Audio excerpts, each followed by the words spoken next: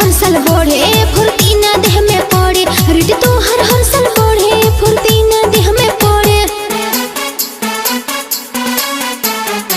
तू खोल की ना धरा वो धरा दो खड़े खड़े। दोनों हाथ में नहीं अड़े बाबे हो बड़े बड़े।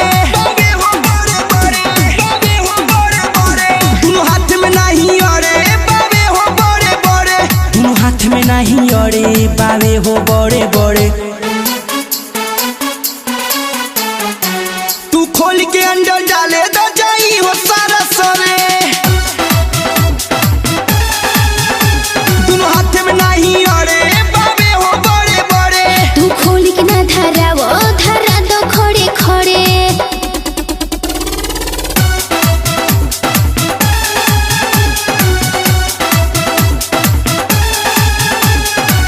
Music by RP Chandan studio.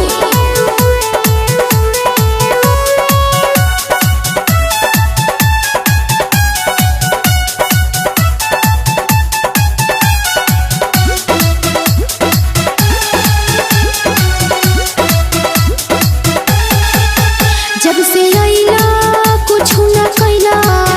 जब से आइला कुछ ना कैला। कके टाइम पास मुझसे न कैला। जब से आइला कुछ ना कैला। कैसे काम होला हमें के सिखावा जानी। इज्जत करी तोहर बनियावा जानी। तनी कुछ दे शरीर के काबू में रखो। देख कैसे हम रेस के बढ़ावा तानी। गईनी हो गई घरे खाली न कोई करे। आखिर में पड़ तू ही बड़ हमारे कपारे। दोनों हाथ में नहीं अड़े बाबे हो बड़े बड़े। तू खोल की ना धरा वो धरा दो खड़े खड़े।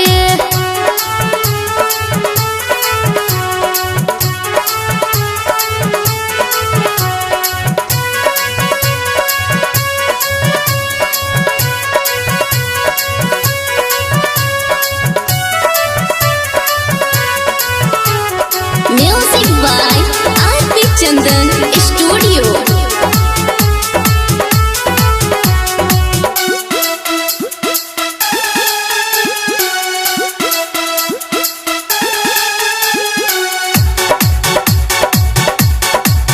रोब ढेर ना झारा हो ए भाभी ढेर ना झारा हो।